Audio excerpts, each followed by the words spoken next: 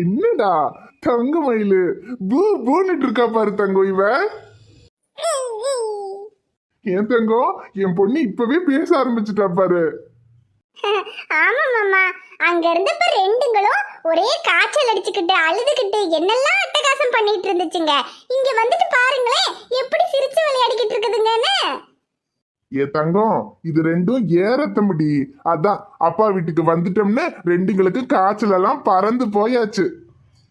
என்னடா செல்லக்கிட்டீங்களா? அது சரி, ஆனா மாமா சின்ன பிள்ளை சிரிக்கிறத நான் இன்னைக்குதான் மாமா பாக்குறேன். இத்தனை நாளும் கண்ணை உருட்டி உருட்டி பாத்துக்கிட்டே இருப்பா, சிரிக்கவே மாட்டா. ஆனா இப்ப பாருங்களேன் எப்படி சிரிச்சுக்கிட்டு இருக்கான்னு. பின்ன அப்பா கிட்ட வந்ததுக்கு அப்புறம் என் மக சிரிக்காம இருப்பாளா? செல்ல குட்டி. ஆனா உங்க மக மட்டும் சிரிக்கவே மாட்டா மாமா. இத்தனை நாள் அழுதுகிட்டு இருந்தா, இப்ப அழுகை இல்ல. இருந்தாலும் அந்த சிரிப்பு அந்த முகத்துல வர மாட்டேங்குதே. நல்லா வெறப்பா உருன்னு அப்படியே உங்கள மாதிரியே இருக்கா மாமா. அடியே நான் என்ன உருநாடி இருக்கேன்? ஆமா, நீங்க இப்பதான் சிரிக்க ஆரம்பிச்சீங்க. கல்யாணமாகி உங்க சிரிப்பு பாக்குறதுக்கு எனக்கு 6 மாசம் ஆச்சு மாமா. அது வரைக்கும் நீங்க வெறப்பா தானே இருந்தீங்க. வேண தங்கம், கல்யாணம் முடிஞ்சு நான் ஏன் சிரிக்காம இருந்தேங்கிற விஷயம் இந்த ஊருக்கே தெரியும். அந்த 83வது எபிசோடு கதையெல்லாம் இப்படி இழுத்தேன்னு வச்சுக்க, நீ தான் நல்லா மாட்டிக்குவ பாத்துக்க. இங்க பாரு தங்கம், உன் கதைய சொல்லவும் நம்ம பொண்ணே சிரிக்கிறா. சிரிக்காம இருப்பாளா? அதான் அப்பாவும் பிள்ளைங்களும் கூட்டு சேர்ந்துட்டீங்களே, இனி என்னெல்லாம் பாடுபடுத்த போறீங்களோ தெரியல. ஆமா, இனிமே தானே சிரிச்சு விளையாட ஆரம்பிச்சிருக்கோம். இனிமே தானே எங்க குறும்பெல்லாம் இருக்கு. தங்கம் என்ன அழகா பேசிக்கிட்டு இருக்கா பாரு தங்கம். தங்கம் என் பிள்ளைக்கு ஒரு பொட்டு வச்சு விடுறி. ஐயோ மாமா, இப்பெல்லாம் பொட்டு வைக்க கூடாது மாமா. 28வது நாள் நம்ம பேரு வைப்போம்ல, அப்பதான் பொட்டு மைய நகை எல்லாமே போட்டு கொடுக்கணும். ஓ அப்படி வேற இருக்கா? சரி சரி, இனி என்ன ஒரு வாரம் தானே, ஒரு வாரத்துல இங்க 2 தங்கங்களுக்கும் பேரு வைக்கிறோம், பொட்டு வைக்கிறோம், மை வைக்கிறோம், நகையெல்லாம் போடுறோம், அப்படியே அழகு குட்டிங்களா மாத்துறோம். சரியா சொல்லுங்களா? அட என் தங்கம், என் மகன் உருன்னு இருக்கான், எதுவும் பேச மாட்டேங்கிறா. நீ இங்க பாரு, என் மகனும் உங்ககிட்ட ஆரம்பிச்சுட்டான்.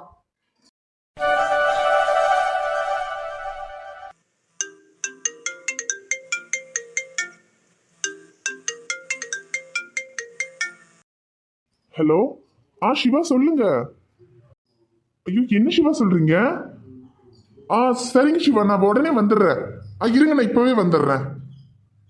மாமா, யார் மாமா போன்ல? தங்கம், அந்த சிவா இருக்காருல்ல, அதான் உன் ஃப்ரெண்டு கயல் சக்தி அவங்களோட அண்ணன்.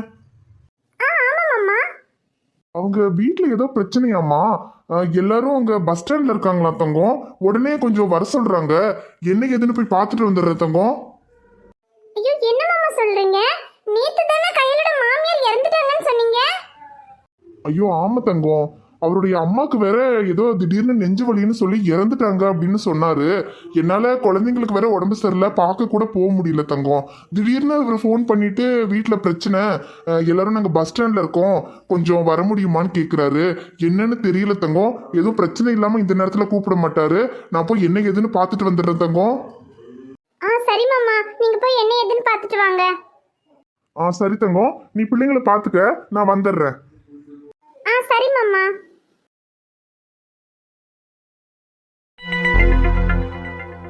சிவண்ண, நான் எனக்கு தெரிஞ்சவங்க கிட்ட எல்லாம் கேட்டு பார்த்துட்டேன்ன. இந்த ராத்திரியிலங்கும் போது யாரா இருந்தாலும் யோசிப்பாங்கல்ல, நாளைக்கு காலையில வாங்கன்னு சொல்றாங்க. இப்ப என்னென்ன பண்றது? என்னங்க இது? ராத்திரியில இப்படி வெளியே வந்துட்டோம், 2 குழந்தைங்களையும் வச்சுக்கிட்டு இப்படி ரோட்ல உட்கார்ந்துருக்கமேங்க. என்னங்க இப்ப எங்கெங்க தங்குறது? ஐயோ அஞ்சலி, என் ஃப்ரெண்டு கதிர் இருக்காருல்ல, அவர்கிட்ட நான் விஷயத்த சொல்லியிருக்கேன். அவர் இப்ப வரேன்னு சொல்லியிருக்காரு. அவர் வந்ததும் தங்குறதுக்கு ஏதாவது இடம் கிடைக்குதான்னு பார்ப்போம். அவர் நிச்சயமா ஏதாவது ஏற்பாடு பண்ணி கொடுப்பாரு அஞ்சலி. சிவா, என்னாச்சு சிவா? ஏதோ பிரச்சனைன்னு சொன்னீங்க. ஆமா, எல்லாரும் ஏன் இங்க ரோட்ல வந்து உட்கார்ந்துருக்கீங்க? ஐயோ கதிர், வீட்டுல ஒரு பிரச்சனை ஆகி போச்சு கதிர். நான் உங்ககிட்ட எல்லாம் விளக்கமா சொல்றேன். ஆனா இப்போ நாங்க தங்குறதுக்கு ஏதாவது இடம் ரெடி பண்ணி கொடுக்க முடியுமா கதிர்? ஏன்னா ராத்திரிங்கிறதுனால எல்லாரும் காலையில வாங்கன்னு சொல்றாங்க கதிர். இந்த ராத்திரியில எங்க போய் வீடு தேடுறதுன்னு தெரியல. அதான் உங்களுக்கு தெரிஞ்ச ஏதாவது வீடு இருக்குமா கதிர்? ஐயோ என்ன சிவா நீங்க தங்கறதுக்கு இடம் இல்லைன்னு இப்படி லேடிஸ் குழந்தைங்களை எல்லாம் கொண்டு வந்து ரோட்ல உட்கார வச்சிருக்கீங்க. நேரம் நம்ம வீட்டுக்கு கிளம்பி வர வேண்டியது தானே. அது இல்ல கதிர், எங்களுக்கு எப்படியும் ஒரு வீடு ஒண்ணு தேவைப்படுது. ஐயோ சிவா, அதெல்லாம் அப்புறமா பாத்துக்கலாம். இப்ப ராத்திரியில இங்க உட்காந்துக்கிட்டு நம்ம வீடையா தேட முடியும்? நீங்க முதல்ல எல்லாரும் கிளம்புங்க, எங்க வீட்டுக்கு போலாம். அதுக்கப்புறமா வீடு பார்க்கறதுல நாளைக்கு பாத்துக்கலாம் சிவா. முதல்ல எல்லாரும் கிளம்புங்க. ஆ சரி கதிர்.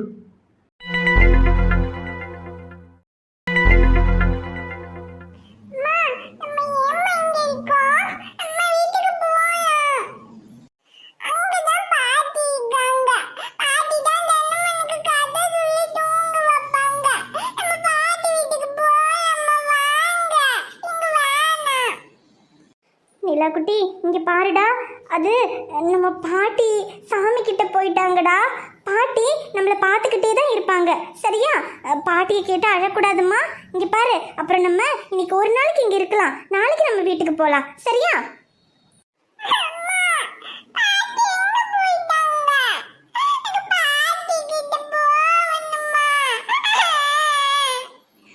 ஐயோ நிலா செல்லம், அப்படியெல்லாம் சொல்லக்கூடாதுடா. பாட்டி எங்கேயும் போல, நம்ம கூட தான் இருக்காங்க. பாட்டியை கேட்டு அழக்கூடாதுமா. இங்க பாரு, இன்னைக்கு ஒரு நாளைக்கு இங்க இருப்போம், நாளைக்கு நம்ம வீட்டுக்கு போயிடலாம்டா. நீ அழாத பாரு, நீ அழறத பார்த்துட்டு முகிலும் அழறா. அழாம இருடா.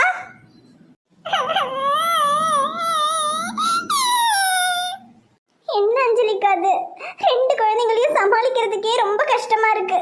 பாட்டி பாட்டின்னு அழுதுகிட்டு இருக்காங்க. என்ன ஸ்வேதா பண்றது? அவங்கள சொல்லி தப்பு இல்லை, அவங்க எப்பவுமே பாட்டி கூட தானே இருந்திருக்காங்க. நாங்களும் இப்போ வெளிநாட்டுக்கு போயிட்டோம். அப்புறம் நீங்களும் கடன் எப்பவுமே காலையிலேயே அத்தை கிட்ட விட்டுட்டு போயிடுறீங்க. குழந்தைங்க முழு நேரமும் அத்தை கூடயே தானே இருந்தாங்க. அப்புறம் அவங்க பாட்டியை கேட்கறதுல எந்த ஆச்சரியமும் இல்லை. இனி கொஞ்ச நாளைக்கு நம்ம தான் எப்படியாவது அவங்கள சொல்லி சமாளிக்கணும் ஸ்வேதா. கையில ஆமாதா அக்கா, குழந்தைங்க பசியா இருப்பாங்கல்ல, அதான் உங்களுக்கு சாப்பாடு எடுத்துட்டு வந்திருக்கேன். இந்தாங்கக்கா கொடுங்க. அப்புறம் கையில நீங்க எல்லாரும் கூட சாப்பிட்டுருக்க மாட்டீங்கன்னு நினைக்கிறேன். இருங்க, எல்லாருக்கும் சாப்பாடு எடுத்துட்டு வரேன். ஏ அமுதா, சாரிடி, பாவம் நீயே ரெண்டு குழந்தைங்கள வச்சுட்டு கஷ்டப்பட்டுட்டு இருக்க. நாங்க எல்லாரும் வேற ராத்திரி வந்து உங்களை தொல்லை பண்ணிட்டோம். ஏ என்னடி கையில தொல்லாததுன்னு பேசிட்டு இருக்க? அதெல்லாம் எதுவும் கிடையாது. இந்த மாதிரி ஒரு சூழ்நிலையில உங்களுக்கு உதவி பண்ணலன்னா அப்புறம் நாங்கெல்லாம் மனுஷங்களே கிடையாதுடி. அமுதா, ரொம்ப நன்றிமா அமுதா. கதருக்கும் உனக்கும் நாங்கள் எப்படி நன்றி சொல்றதுன்னே தெரியல. நீங்க பண்ண உதவியை நாங்கள் என்னைக்குமே மறக்க மாட்டோம். ஐயோ அதெல்லாம் பரவாயில்லக்கா, நன்றி அது இதனாலாம் சொல்லாதீங்க. இங்க பாருங்க, இன்னைக்கு ஒரு ராத்திரி மட்டும் இந்த ரூம்ல கொஞ்சம் அட்ஜஸ்ட் பண்ணிக்கோங்க. நாளைக்கு காலையில அவர் உங்களுக்கு நல்ல வீடா பார்த்து ரெடி பண்ணி கொடுத்துருவாரு. நீங்க எதை பத்தியும் கவலைப்படாம இருங்கக்கா. இருங்க, நான் உங்களுக்கு சாப்பாடு எடுத்துட்டு வரேன், முதல்ல சாப்பிடுங்க. அமுதா இருடி, நானும் வரேன்.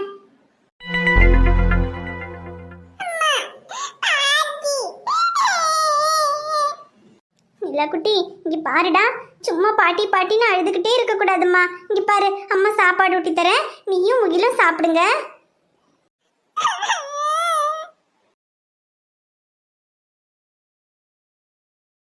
அம்மா இந்தாங்கம்மா போர்வை.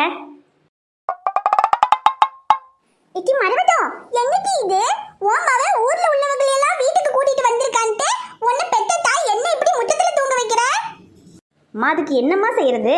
உங்க ரூமு என் ரூமு ரெண்டு ரூமையும் தான் அவங்களுக்கு கொடுத்துருக்கு. எதுக்கு கதிரே பாவம் பழைய வீட்டில் போய் படுக்கிறேன்னு சொல்கிறான். என்ன சரி அமுதா கூட குழந்தைங்களோட படுத்துக்கேன்னா, நானே இங்கே அமுதாவோட தான் போய் படுக்க போகிறேன். உங்களுக்கு இங்கே முத்தத்தில் படுக்கிறதுக்கு கஷ்டமாக இருந்தா நீங்கள் வேணா போய் அமுதாவோட படுங்க, நான் வேணா இங்கே படுத்துக்கிறேன். ஐயோ, அவளோட போய் தூங்குனா அந்த ரெண்டுங்களும் ராத்திரி எழுந்து கையா முன்னான்னு கத்திக்கிட்டு தூங்கவே விடாதுகளே. அதுக்கு பேசாம இந்த கொச்சக்கடியை தாங்கிக்கிட்டு படுக்கிறது எவ்வளவோ மேல். அதெல்லாம் ஒன்றும் தேவை கிடையாது.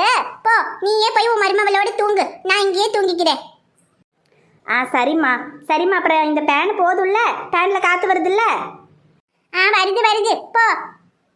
இது ஒரு பேனாம்ல, எந்த காய்லாங்கடியிலேருந்து பொறுக்கிட்டு வந்தாவோன்னு தெரியலம்மா. பேனா நல்லா சுத்தணும்மா, இது என்னம்மா டிங்கு டிங்குன்னு ஆடிக்கிட்டே கிடக்கு. சை, இந்த வீட்டில் இருக்கிறதுக்கே வெறுப்பா வருதுமா. இருந்தாலும் என்ன செய்ய, 3 நேரம் சோத்துக்காக இருக்க வேண்டியதா இருக்கு. என் மொபைல் வீட்டில் இருந்த வரைக்கும் இந்த சிம்ரன் என்ன வசதியா இருந்தேன். இங்க வந்து நம்ம பொழப்பு நாய் பொழப்பை விட கேவலமா போச்சேம்மா. இப்ப என்னடான்னா முத்தத்துல தூங்குங்கறாவோ, இனி கொஞ்ச நாள் போல திண்ணையில படுக்க சொல்லுவாங்களாட்டிருக்கு. சை.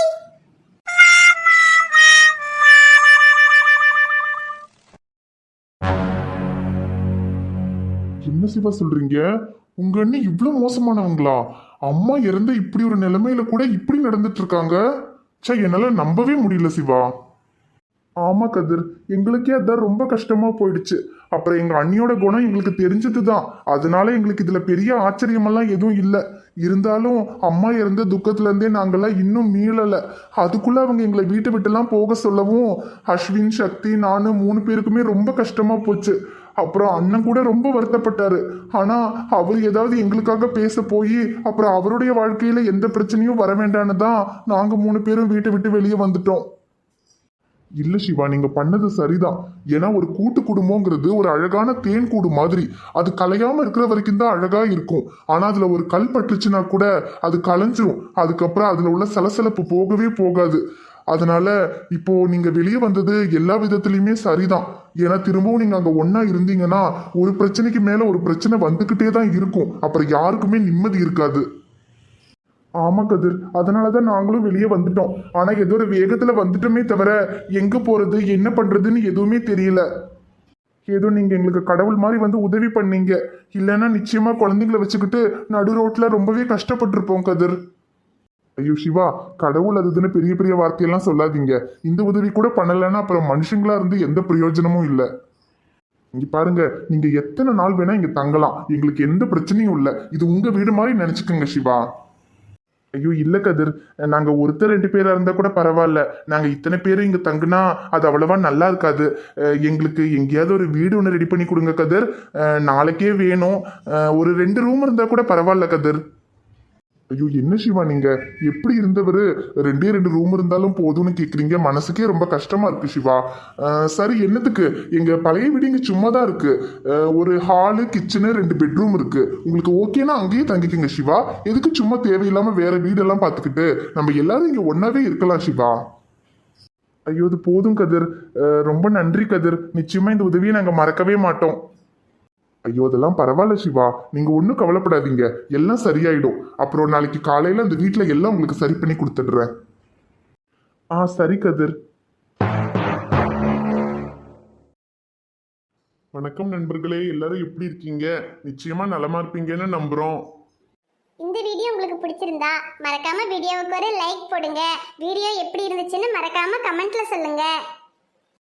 வீடியோவை உங்க ஃப்ரெண்ட்ஸுக்கும் ஃபேமிலிக்கும் ஷேர் பண்ணுங்க. சேனலை இன்னும் நீங்க சப்ஸ்கிரைப் பண்ணலைன்னா மறக்காம சப்ஸ்கிரைப் பண்ணிக்கங்க. நாளைக்கு ஒரு சூப்பரான வீடியோல நாங்க உங்களை பார்க்க வரோம். Bye friends.